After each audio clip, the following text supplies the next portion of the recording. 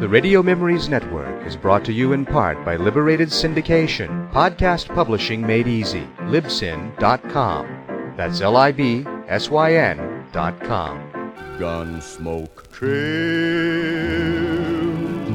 Oh, tell me of days gone by.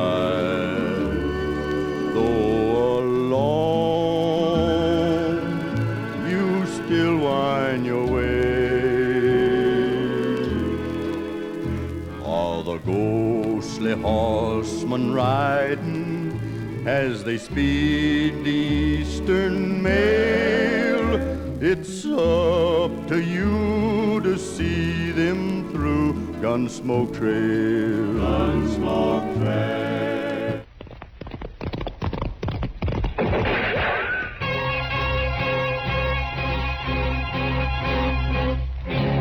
Around Dodge City and in the territory on west, there's just one way to handle the killers and the spoilers, and that's with a U.S. Marshal and the smell of gun smoke.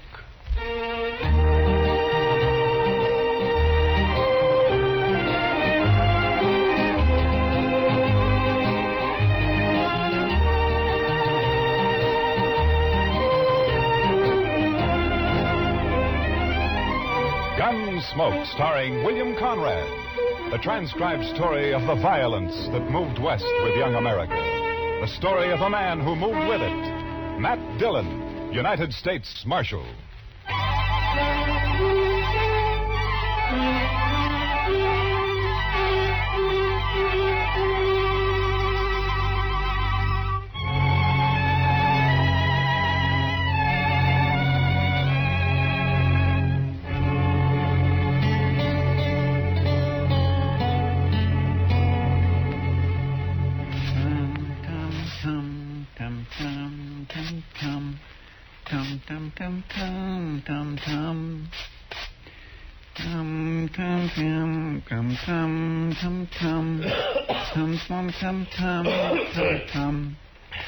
Chester, do you have to do that? You're just stirring up a lot of dust. Well, cleanliness is next to godliness, Mr. Dillon. Yeah, I know, Chester, but all you're doing is getting it off the floor into the air. Man can hardly breathe in here. All right, Mr. Dillon.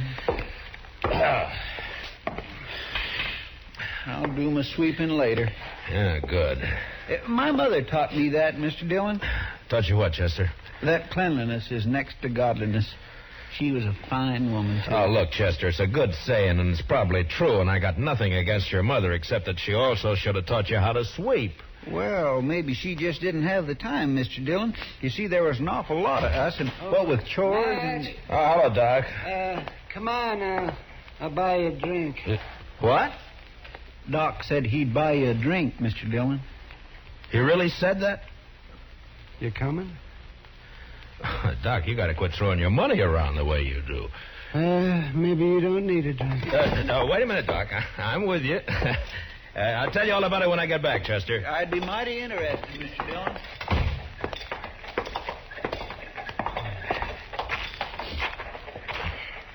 Oh, sure be glad when it gets winter again. Why, Doc? You'll just complain about the cold, then. I suppose.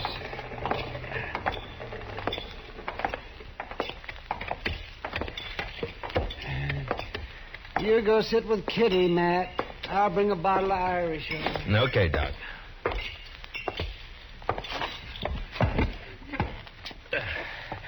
Hello, Kitty. Hello, Matt. What are you and Doc up to? Hey, he wants someone to talk to, so he picked me. And you. Fine. I'm a good listener. Lots of practice.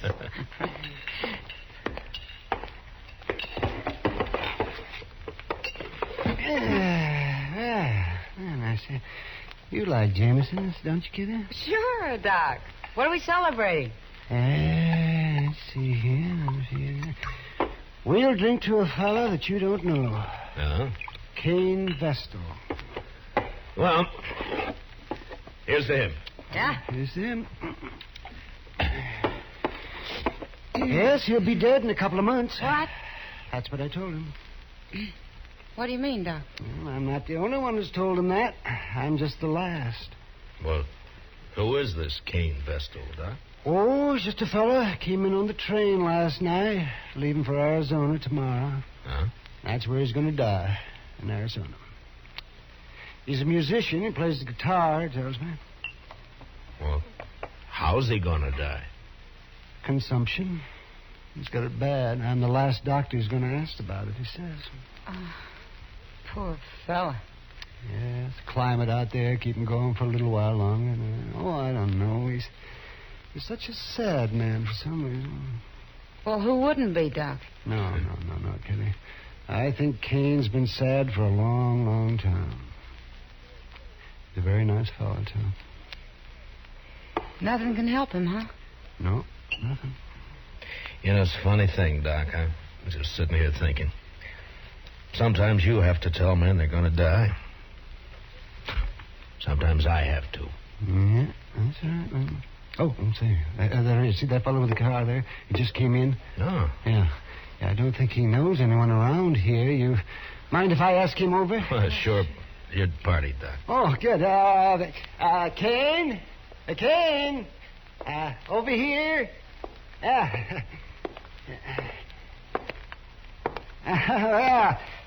Sit down. Sit down. Kane, this is Kitty.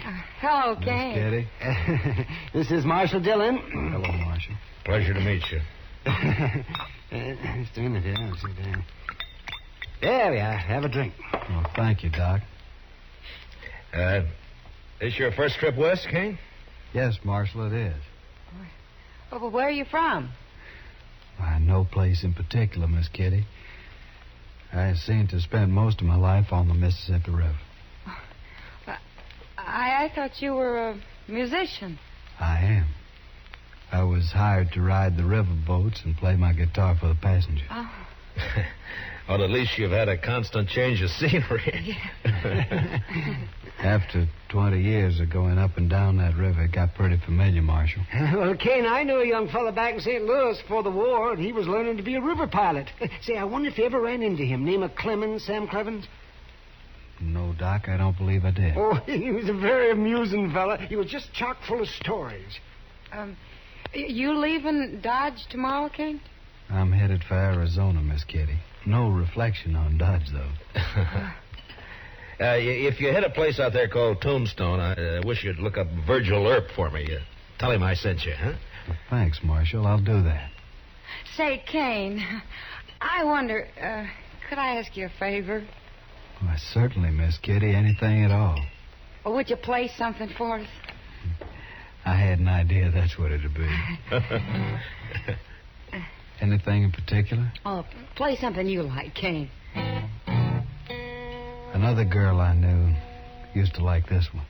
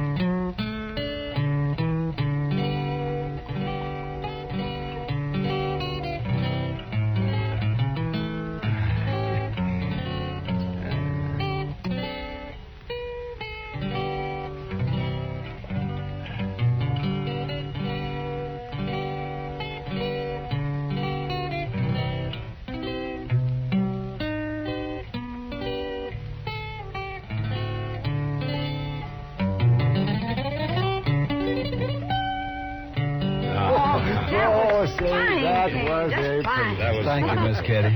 I wish you were going to stay here a while. Maybe you could teach me to play like that, huh? It'd be a pleasure, Miss Kitty. But I'm afraid I won't be around for long.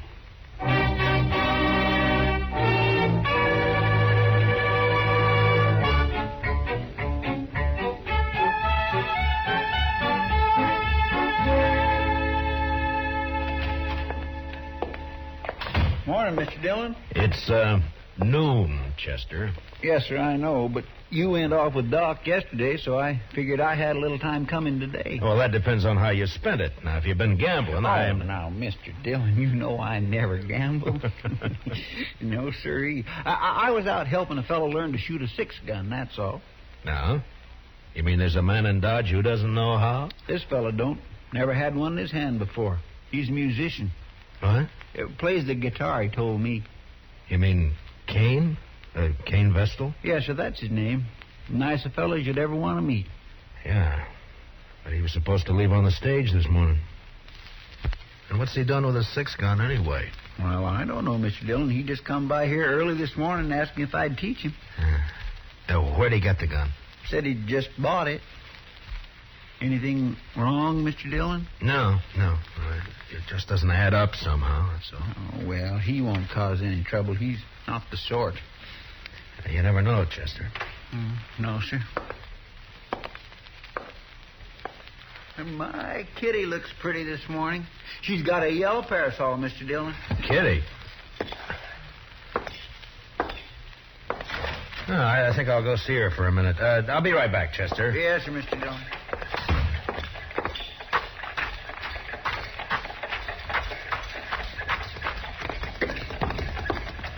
Kitty? Hello, Matt. Kitty, I'd like to talk to you for a minute. Oh, sure. What is it? I'm curious about something, Kitty. Maybe you can help me. Maybe. How long was Kane Vestal with you yesterday?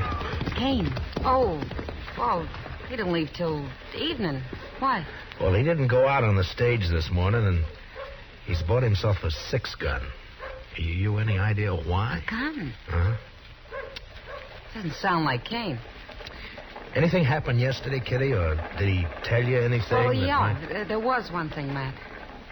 Joel Adams and a couple of his men came in. Yeah? Kane got pretty upset when he saw him had a bad coughing spell. Oh? Later, he asked a lot of questions about Adams. Well, what'd you tell him? Just that Adams is a big landowner around here, that nobody who isn't working for him likes him very much. That's all I know, anyway. Yeah. They didn't talk, Adams and Kane. No. I don't think they even know each other. Well, anyway, he sure isn't the sort to be packing a gun. Now, you'll just get into trouble, Matt. Yeah. Where's he staying, did he say? Dodge House, I think. Thanks, Kitty. I'll see you later.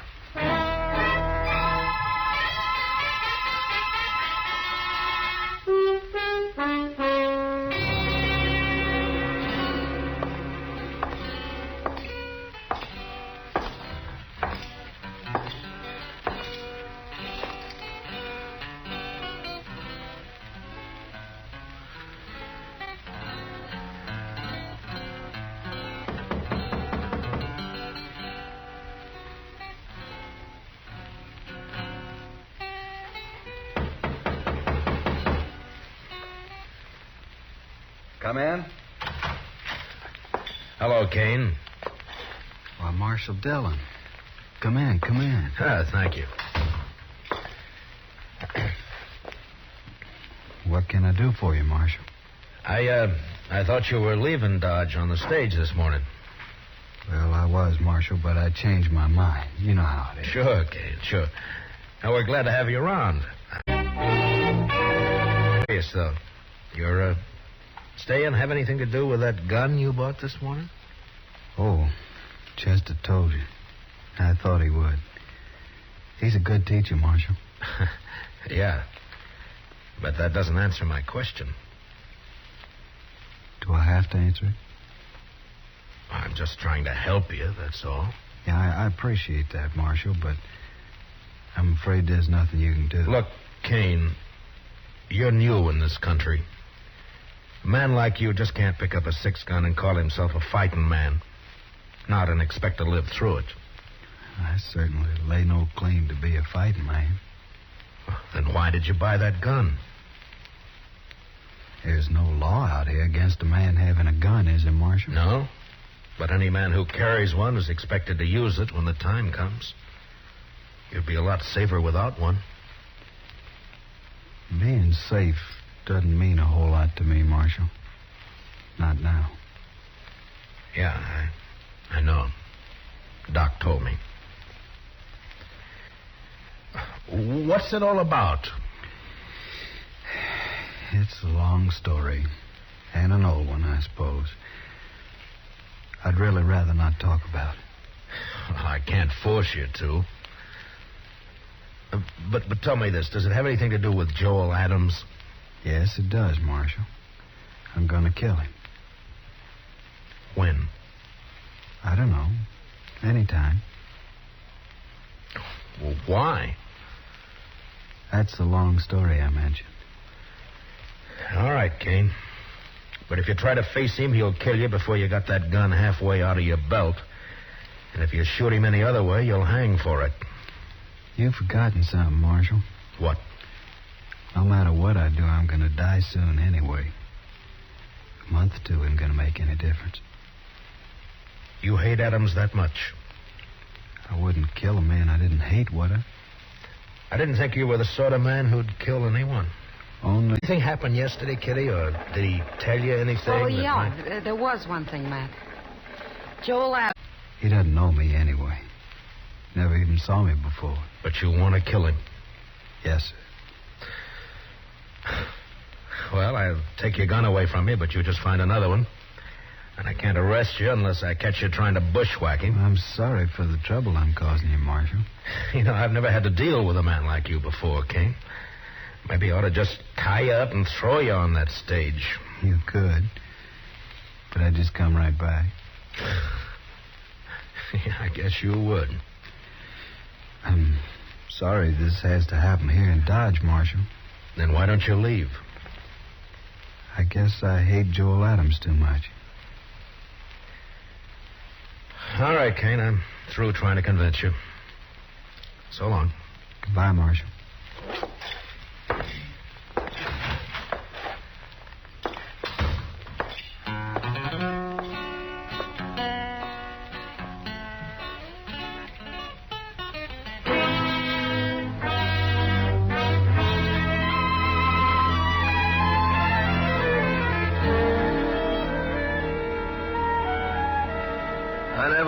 Kane Vestal, Marshal. I never saw him before last night. You must have known him somewhere, Adams. You're trying to make me out a liar, Marshal. I'm trying to save Kane's life and yours, maybe. Oh, he ain't gonna shoot me. I'll kill him first time he looks sidewise. Maybe you won't see him. Oh? Shoot me in the back, eh? Well, in that case... In that case, what? Why, nothing, Dillon, nothing. Forget it. If Kane's shot in the back, you'll be the first man I'd take in, Adams. I don't even know him. Why should I shoot him? I'm only warning you. Well, just leave me be, Marshal. I can take care of myself. See that you do, Adams, and only yourself. Why, sure, Marshal. Only I don't much like the idea of some stranger gunning for me. Makes me sort of uneasy. There must be some reason for it. Don't start it again, Marshal. Ain't no reason. I know. You've led a blameless life. You never hurt anyone. I told you twice. There are men around here who... Yeah, I appreciate that, Marshal, but... I'm forever any good, Adams, so don't tell me Kane's got no reason. I don't believe it. You're pushing me now, I'm Marshal. tired of your talk, that's all. Maybe it's true you don't know him, but he sure knows something about you. Well, then he'll wish you didn't. That's all I got to say. Well, just keep out of his way. Give it a little time, and maybe there won't be any killing at all. Why, sure. All the time in the world. All right, Adams. I've done all I can. Just don't worry about me. I'm not. Then goodbye, Marshal. Goodbye.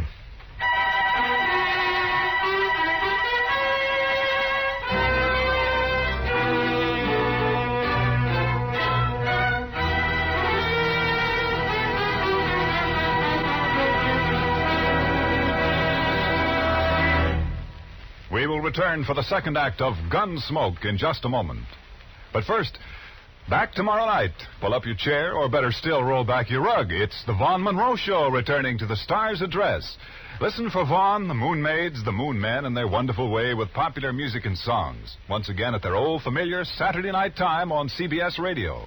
Remember, they're coming back tomorrow night. You and the whole family are invited to this season's scintillating premiere of the Vaughn Monroe Show on most of these same stations. Now, the second act of Gunsmoke.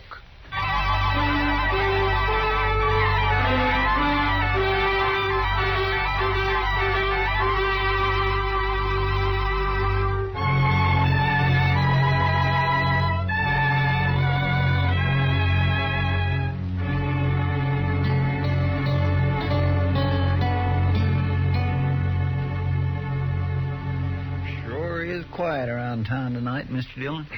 Yeah. There's a trail herd due in a couple of days. I suppose business will pick up then. You'd think those cowboys be too tuckered out after a ride like that to have any juice left in them at all, Mr. Dillon. Yeah, they're too poor to cut loose any other time. Well, that don't stop them down in Texas, Mr. Dillon. No? No. It's just like an uncle of mine back in Waco. He was poor, he was mean poor. But he always said the only good money was to have fun with. Oh, did he have fun? But no, sir. He was too poor, like I said. All right, Chester, all right. All I ask is that you don't try to explain it to me. Well, but there's nothing to explain, Mr. Dillon. It's just that he was the one poorest Chester. man you'd ever... Marshal, say, you want to talk to Kane Vestal? What? Kane is upstairs in my office. He been shot? No, not shot. Beat up. Well, how is he, Doc? Well, it's not too bad. A couple of cowboys found him just outside of town. They heard a shot and said 2 men rode off before they could stop them. Yeah? And I guess whoever it was, they didn't have time to finish the job. They just got started working on him. So Adams made the first move, huh? I'll be back soon, Chester. Yes, sir, Mr. Dillon. They hit him on the head with a gun butt. Scratched him up some. Outside of that, he's fine. It's still assault, even if they didn't kill him, Doc. Yeah, I suppose it is. Anyway, they took a shot at him when they heard those riders coming along. Went right through his coat. Yeah. They probably think he's dead. So that's where you went, Doc. I might have known. Didn't even give you a chance to use that gun, did he, Kane? I didn't have a gun on me, Marshal, but it wasn't he. It was they. Huh? Did you recognize them? Well, I don't know many people around here. You know Joel Adams, or so you told me. It wasn't Adam. Could you pick him out if you saw him again? No, Marshal, I don't believe I could. Where were you when they grabbed you, Kane? End of Front Street. I was taking a walk after supper. They rode up behind me, one on each side, lifted me up, and carried me out of town a ways. You must have got a good look at them, at least when they got off their horses. It was too dark, Marshal. Yeah. Doc, how long has he been here? Oh, about half an hour, Marshal. Why? Those cowboys who saw you, Kane, they brought you right in here, didn't they? Yes. So it was maybe an hour ago when those 2 men hauled you out of town? It was plenty light enough then. Was it, Marshal? You're going to fight it yourself, aren't you? Yes, Marshal. It's my affair. It was, Kane, but you've been assaulted and shot at, so it's the law's business now. I won't prefer any charges, Marshal. You don't have to. I've seen you, and I know who did it, or who hired it done, as well as you do. Please, Marshal. I got to handle this my own way. There's a law that says you can't murder a man, Kane, and the same law says he can't murder you. Are you so full of hate you can't get that through your head? I guess that's it, Marshal. All right, Kane. You do what you have to do. So will I.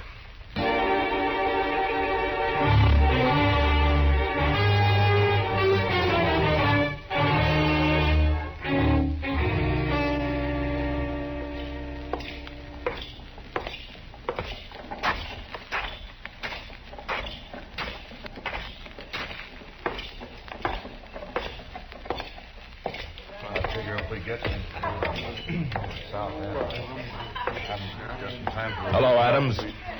I've been looking for you. That's late, Dillon. Can't you see me tomorrow? It's not even midnight. That's early for you. You see how this marshal's always trying to get me on the prod, boys? These boys of yours play pretty rough themselves, Adams. Meaning? Didn't they tell you? Tell me what? What they did to Kane Vestal? They did not kill Kane Vestal, and you can't prove it. No, Adams, I can't. Kane isn't even dead. What?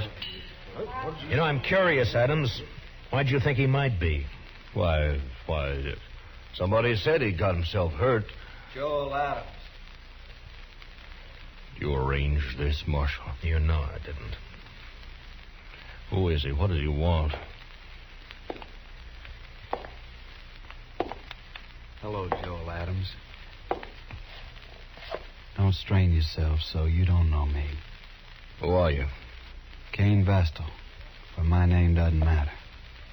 What are you haunting me for? I never saw you before in my life. That's true. You didn't. But we had a friend in common once. A friend? Who? Julie Travis. What about Julie? You were a riverboat gambler then, Adams, and you had money and fine clothes and a way with women, especially young girls. Julie was only 16 at the time. Never mind all that. So she went away with you. To be married, you told her. Oh.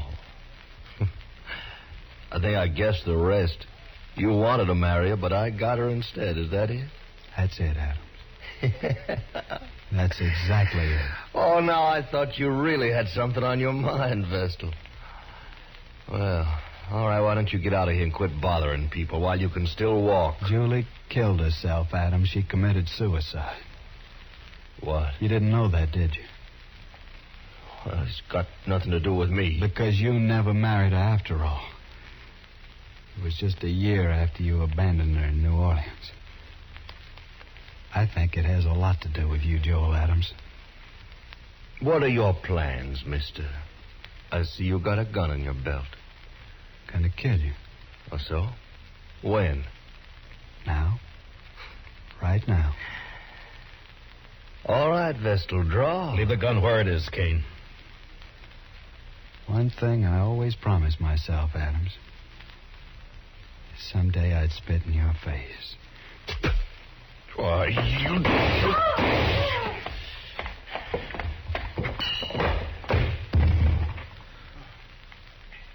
Give me the gun, Adams.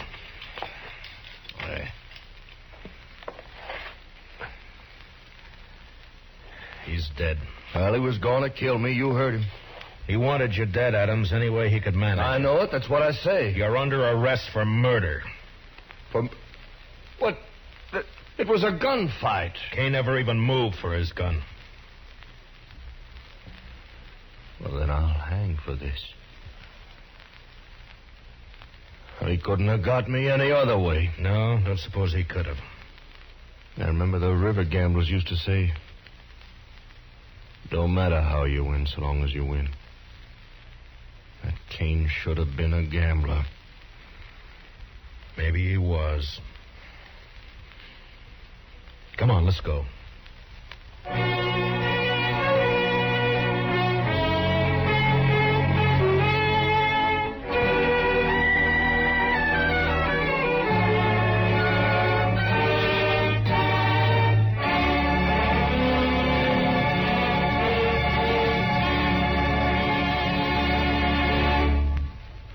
Gunsmoke, transcribed under the direction of Norman Macdonald, stars William Conrad as Matt Dillon, U.S. Marshal. Tonight's story was especially written for Gunsmoke by John Meston, with music composed and conducted by Rex Corey. Featured in the cast were Harry Bartell with Georgia Ellis and Larry Dobkin. Parley Bayer is Chester, Howard McNear is Doc. Clancy Cassell speaking. Join us again next week as Matt Dillon, U.S. Marshal, fights to bring law and order out of the wild violence of the West in Gunsmoke.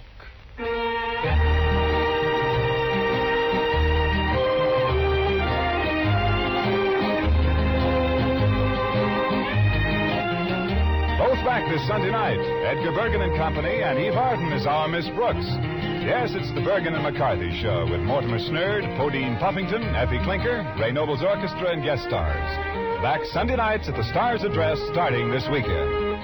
Returning the same night is our Miss Brooks, starring Eve Arden as an English teacher ever seeking her special degree in romance.